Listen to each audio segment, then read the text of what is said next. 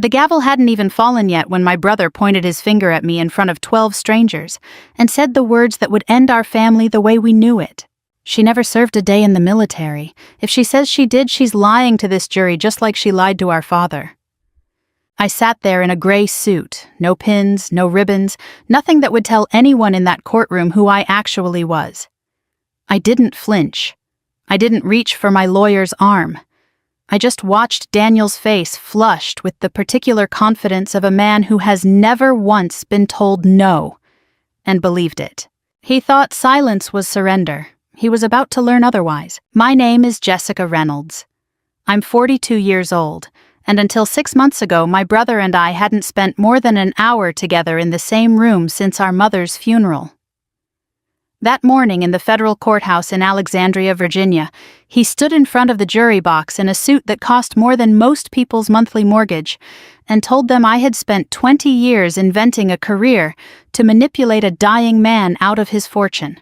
The accusation was specific, and it was designed to be devastating. He said I'd been absent for most of my adult life. He said the family never knew where I was stationed, never met a commanding officer, never saw a single photograph of me in uniform.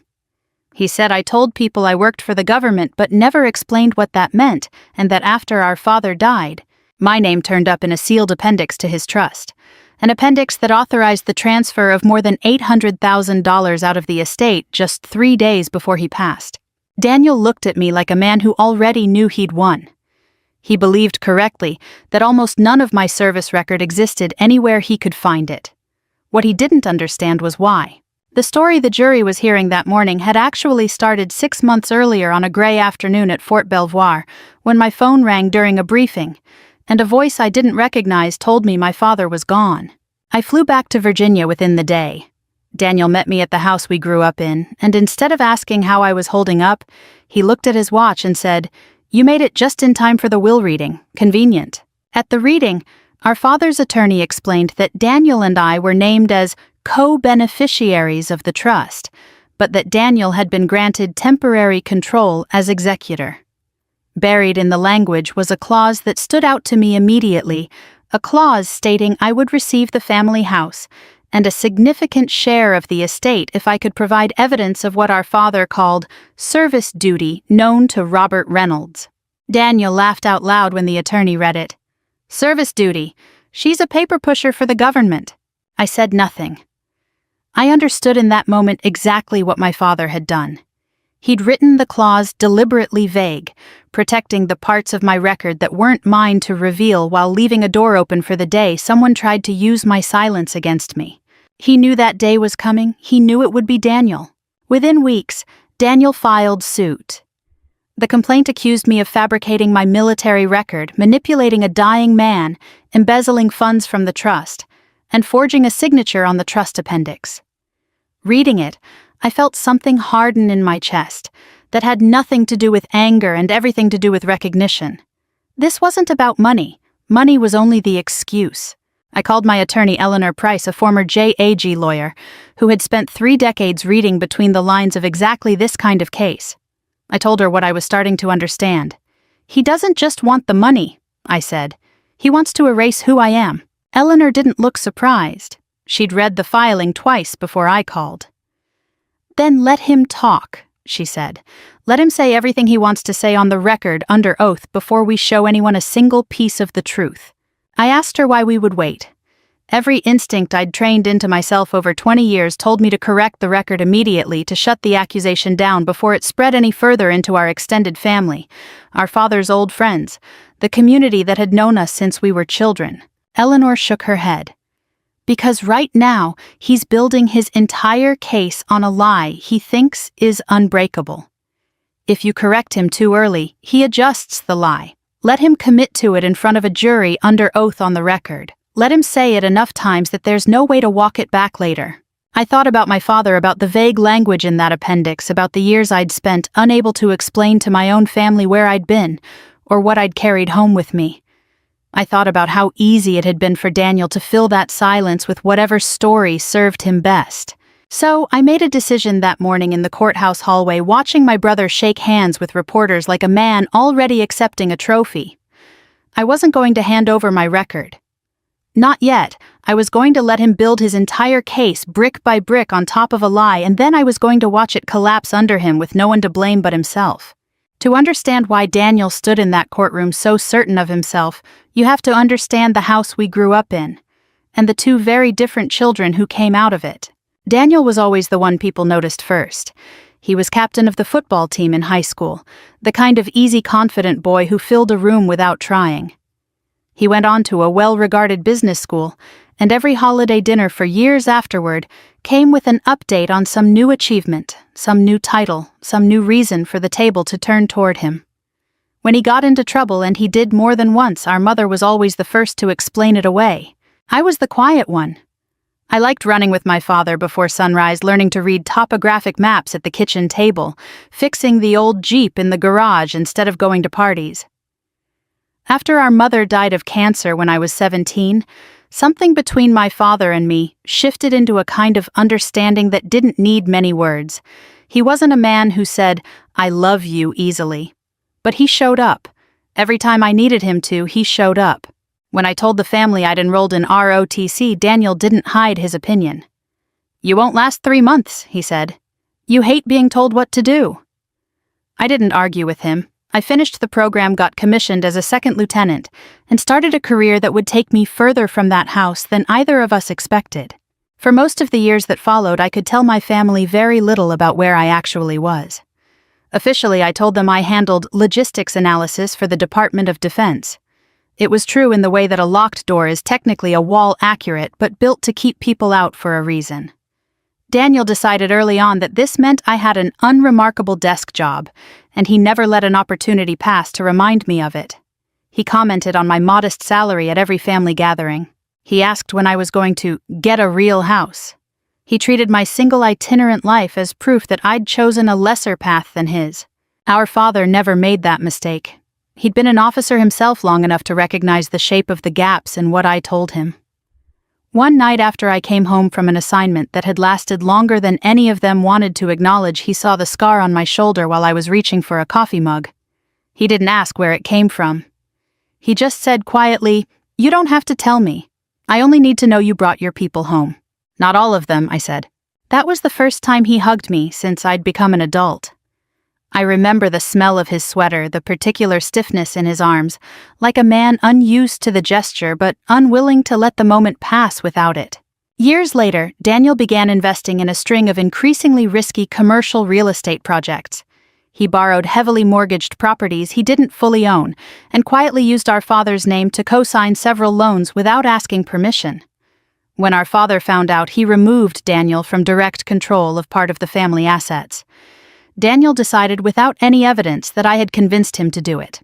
The truth is, I didn't learn about any of it until after our father's funeral. I wasn't consulted. I wasn't even in the country when it happened. But Daniel needed someone to blame, and I was conveniently unavailable to defend myself in real time. So he started talking. To cousins, to old family friends, to anyone who would listen at a holiday table. He said I wasn't really in the military. He said I was a civilian contractor dressing up a boring job in secrecy to win our father's sympathy. He said I was circling the estate waiting for my inheritance. Each version got a little more specific, a little more convincing, because no one ever contradicted him. I couldn't. Most of what I would have needed to say to correct him was classified, and even the parts that weren't felt like handing him ammunition, he'd only twist into something worse. My silence, which had always been a discipline I was proud of, became the exact weapon he needed. It was Eleanor who found the detail that told me how far he was willing to go.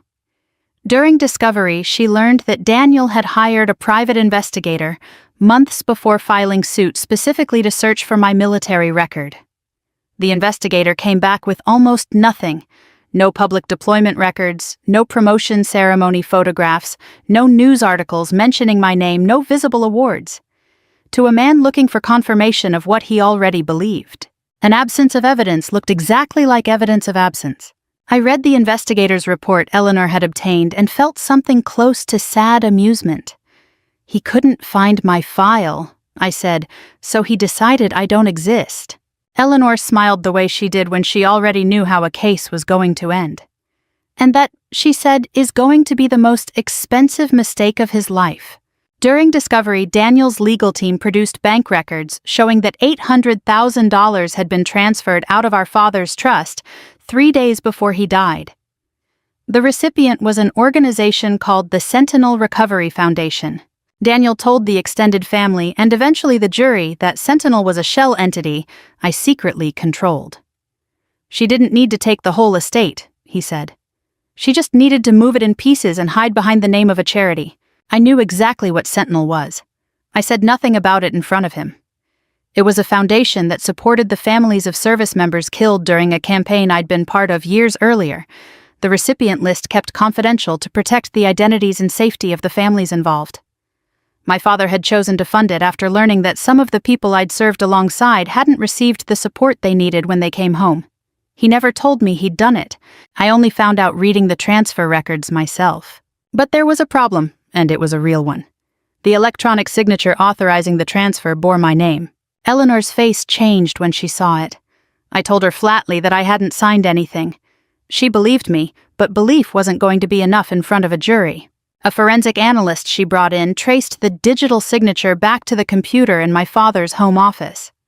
The login used belonged to a secondary account, one that had been issued to Daniel years earlier, back when he was managing our father's medical billing during a hospitalization. I started to see the shape of what he'd actually done. Daniel hadn't stolen from Sentinel. He'd moved the $800,000 in, then submitted falsified paperwork, claiming the transfer had been made in error and requesting a refund. The refunded amount was then split across 3 limited liability companies, all tied back to Daniel. What he hadn't counted on was that Sentinel operated under Department of Defense audit standards. Every transaction left a trail time-stamped and cross-referenced the kind of paperwork trail that a man used to moving money through private real estate deals had simply never had to think about before. Eleanor wanted to bring the evidence forward immediately. I told her to wait. "We don't know yet what else he did to our father," I said. A search through my father's personal files turned up something Eleanor almost missed: a handwritten letter dated 2 months before his death. It read, "If Daniel sues his sister, open the blue appendix." There was no blue appendix in the version of the will Daniel had submitted to the court.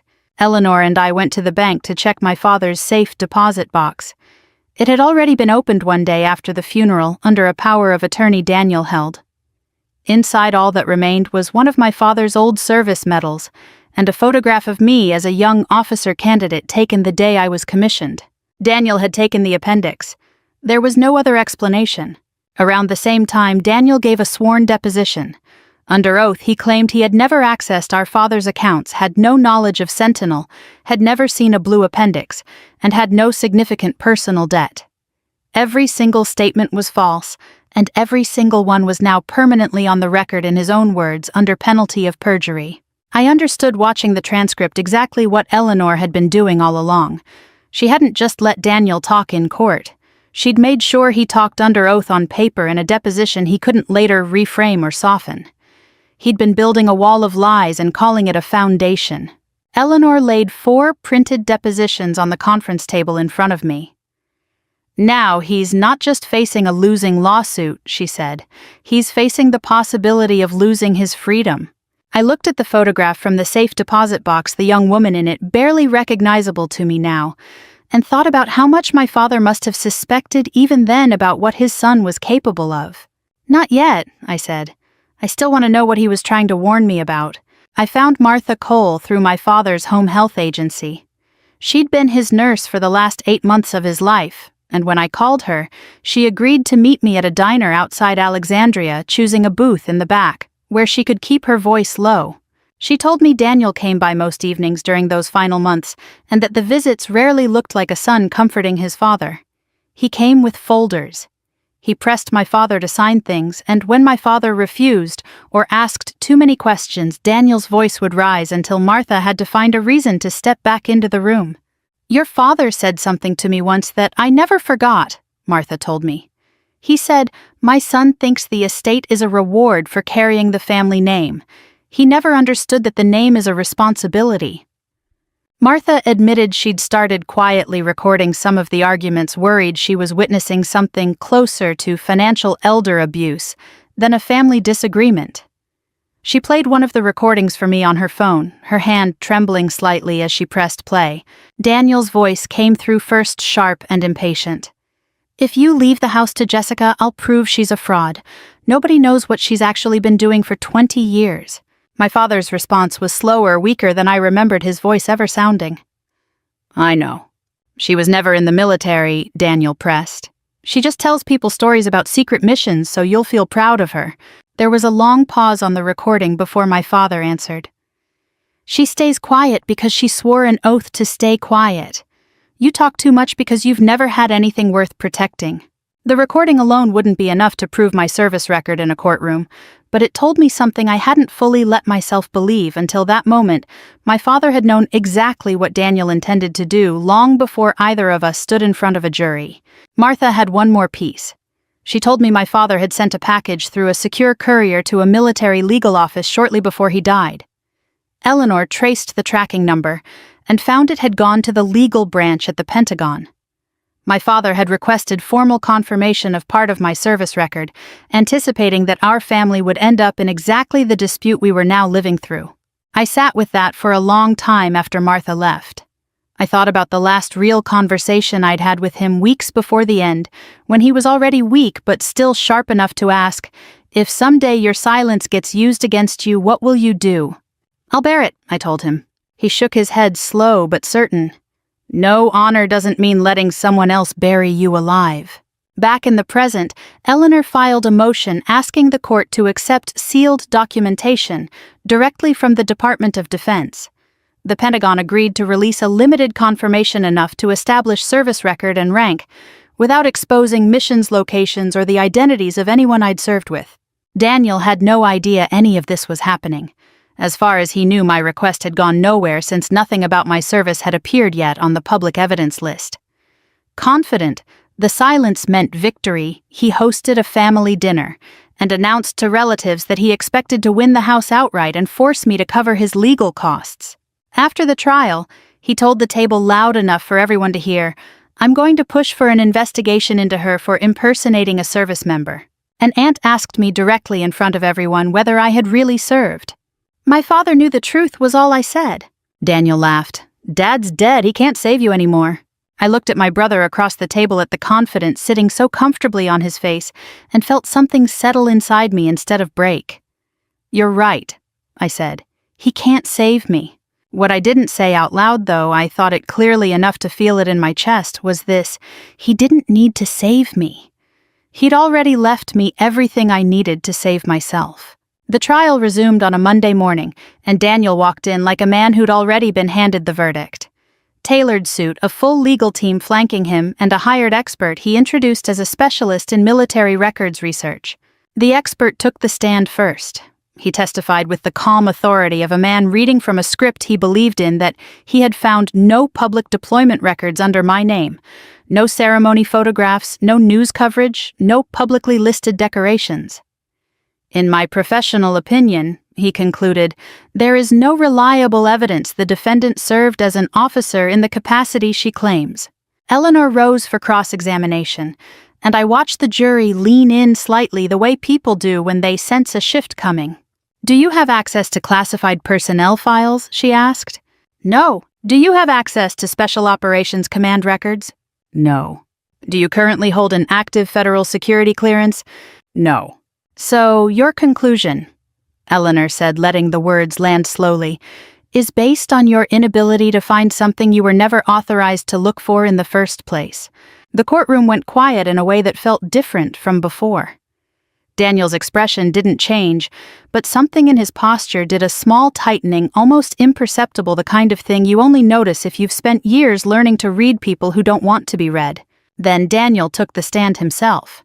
He described in a voice that cracked at exactly the right moments how he'd stayed by our father's side through his final years while I was nowhere to be found. Some of it wasn't entirely false. He had been present often. What he left out was why. He wasn't there out of devotion. He was there because proximity gave him control over our father's finances, and he'd guarded that access the way other men guard a bank vault. He wiped his eyes in front of the jury. "I only wanted to protect my father's legacy from a woman who used lies about the military to win his sympathy." When Eleanor cross-examined him, she asked whether he had ever accessed our father's financial accounts. He said no.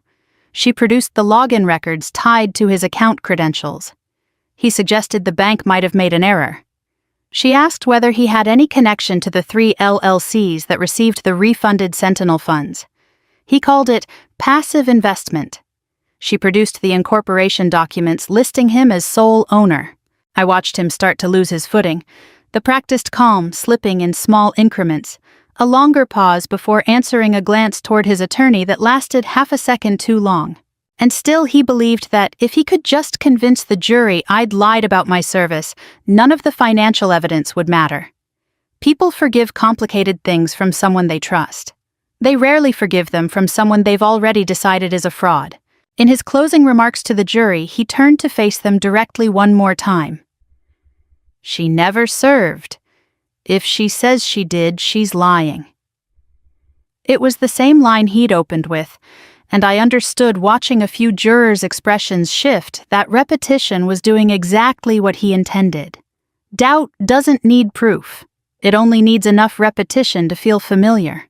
His attorney then turned to me and demanded specifics: my unit, my deployment locations, my commanding officer's name, the nature of my missions, any military honors I'd received.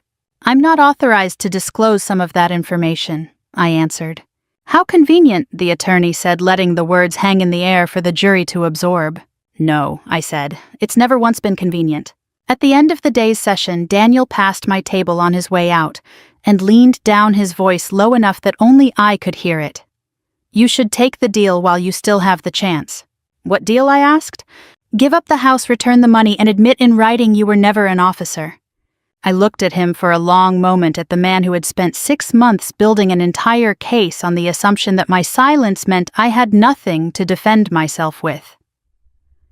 Tomorrow, I said, you're going to want to remember exactly what you just asked me to do. He laughed it off and walked away, already rehearsing. I imagined whatever closing statement he planned to give to the reporters he'd started inviting to the courthouse steps. That night, Eleanor called me at home. Her voice had a different edge to it than I'd heard from her before, not worry, but something closer to quiet anticipation. The Pentagon documentation arrived this evening, she said. A sealed courier delivery, authenticated and time-stamped. There's an authorized witness scheduled to appear in court tomorrow morning. I sat in my father's old study for a long time after we hung up, looking at the empty chair behind his desk, at the bookshelves still lined with the field manuals and unit histories he'd collected over 40 years of service.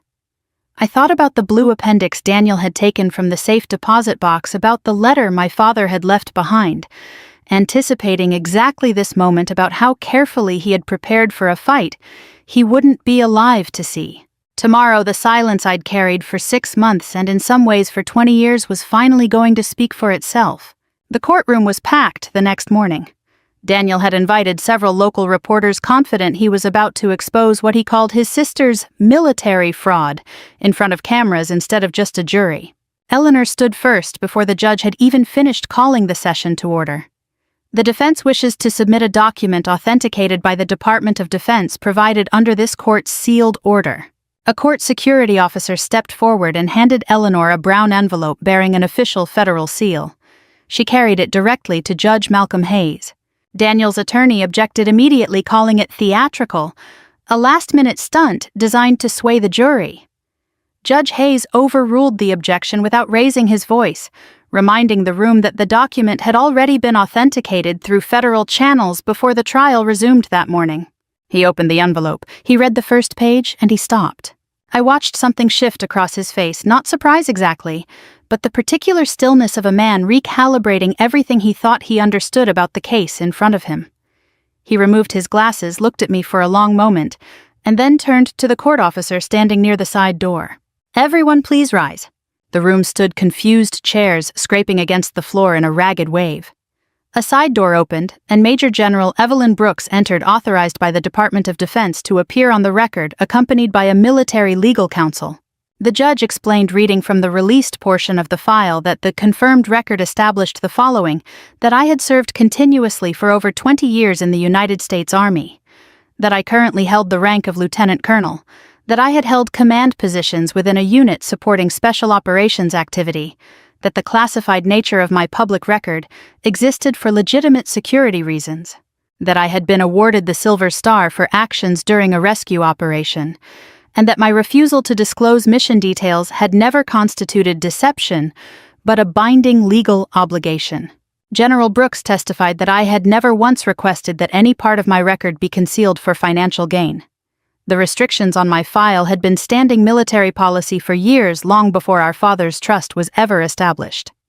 She further confirmed that Sentinel Recovery Foundation was a legitimate organization supporting military families, and that I held no ownership interest in it whatsoever. Eleanor followed with the financial evidence laid out now without interruption. Daniel had used our father's login credentials. Daniel had initiated the transfer. Daniel had submitted the falsified refund request. Daniel had routed the returned funds into companies he solely owned. Daniel had altered the trust appendix to redirect blame onto me. And Daniel had repeated all of it under oath in a sworn deposition that was now part of the permanent record. Then came the final piece. The Department of Defense had retained a copy of the blue appendix submitted alongside our father's original request for record confirmation. In it, my father had written, "Jessica has taken nothing from me. The transfer to Sentinel was a gift I gave willingly in memory of those who did not come home with my daughter." He'd added one more line, one that Eleanor read aloud to the entire courtroom. "If Daniel ever attempts to use Jessica's service to humiliate her, all trust authority currently held by Daniel is to be terminated immediately." Daniel's face drained of color. He leaned toward his attorney, whispering something I couldn't hear, but I could read the shape of it well enough. He hadn't known a copy existed. Judge Hayes looked directly at him. "Mr. Reynolds, do you still wish to maintain under oath that your sister never served?" Daniel didn't answer right away. The judge reminded him he remained under oath. "I may have," Daniel finally said, "misunderstood some things." I looked at my brother for the first time all trial, without flinching, without softening anything in my expression. "No," I said.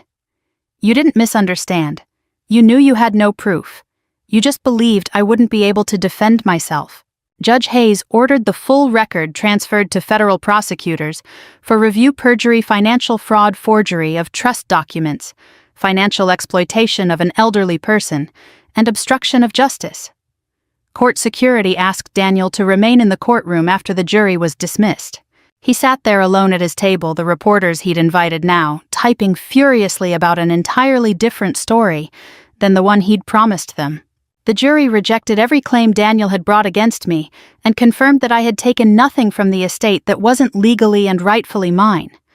The court transferred control of the trust to an independent fiduciary, recognized me as the lawful owner of the family home, and ordered Daniel to cover the majority of the legal costs from the case.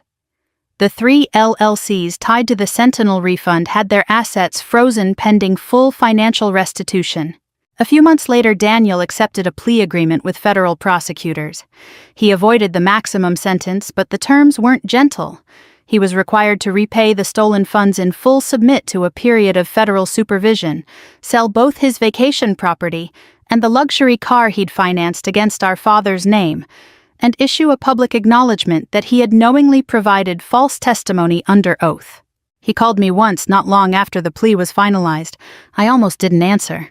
"You destroyed my life," he said, his voice flat in a way I hadn't heard from him before. "I didn't log into Dad's accounts," I said. "I didn't forge any documents. I didn't lie to a jury. I just stopped protecting you from the consequences of what you did yourself." He asked why I hadn't just told the truth from the beginning, why I'd let it drag out for months instead of ending it in a single afternoon. "Because if I'd proven who I was on day one, you would have changed your story," I said. "I needed you to say every lie out loud while you still believed I couldn't answer back." There was a long silence on the line before he hung up. I didn't call him again, and he didn't call me. I moved back into our father's house, though I didn't try to preserve it like a museum the way some people do with a childhood home. I turned his old study into an office for a support program I started for veterans and military families, navigating exactly the kind of financial and legal fights I'd just come through myself. Part of the trust, once it was properly restored, went legitimately to Sentinel exactly the way my father had always intended. On one of the last afternoons before the house officially became mine on paper, I found myself standing in the garage looking at the old Jeep my father and I used to work on together when I was a teenager. It hadn't run in years. On the driver's seat, someone my father before he died had left a small envelope. Inside was a single line written in his handwriting, the same steady hand I remembered from every letter he'd ever sent me overseas. You don't have to prove who you are to the people who love you, but never let a liar define you to the rest of the world. I folded the letter and stood there for a while in the quiet of that garage, breathing in the smell of old motor oil and dust, feeling something settle in my chest that wasn't triumph. It wasn't really about Daniel losing. It was relief that my father's name and the names of the people I'd served with people who never made it home weren't going to be used as props in somebody else's lie anymore. My brother walked into that courtroom believing my silence was proof that I was weak. He was wrong. My silence was never weakness. It was simply the time I gave him to talk his way into a verdict he couldn't walk back from.